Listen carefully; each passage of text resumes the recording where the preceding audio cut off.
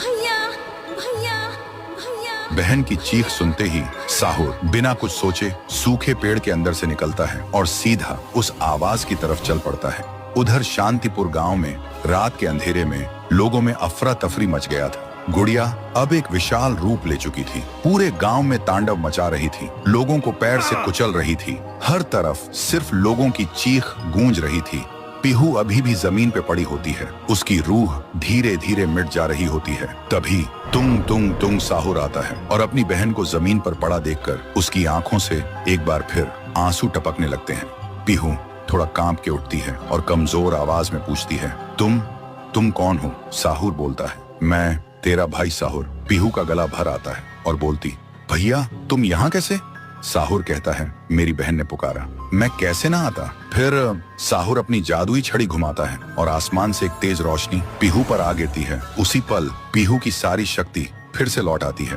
तभी गुड़िया तेजी से वही गाना गाने लगती है। उसकी आवाज से पूरा गांव कांप उठता है। साहुर बोलते हैं, इसे तो एक बार मैं खत्म कर चुका था, फिर ये यहाँ कैसे? फिर साहुर गांव के लोगों को एक खाली मैदान में इकट्ठा करता है और एक कवच के अंदर सबको सुरक्षित कर देता है और एक बार फिर से आसमान चमकने लगता है। साहुर गुड़िया को मौत के घाट उतारने लगता है। एक ही पल में गुड़िया टुकड़ों में बिखर जाती है, लेकिन उसी वक्त उसके टुकड़े खुद ब खुद जुड़ने लगते हैं और गुड़िया हंसने लगती है। पीहू बोलती है, भैया इसे हम ऐसे नहीं खत्म कर सकते, इसे आग से जला के खत्म करना होगा।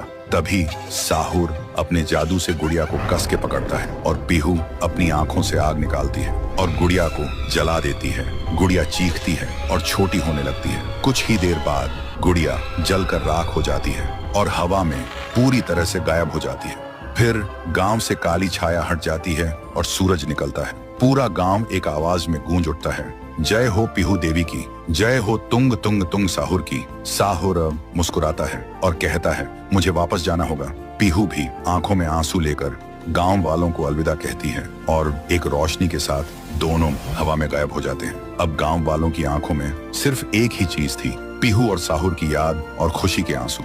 तब से शांतिपुर में एक बार फिर से शांति लौट आई थी। तो दोस्तों, क्या तुम सब पीहू और तुंग तुंग तुंग साहुर को आगे भी एक सुपर हीरो के रूप में देखना चाहते हो?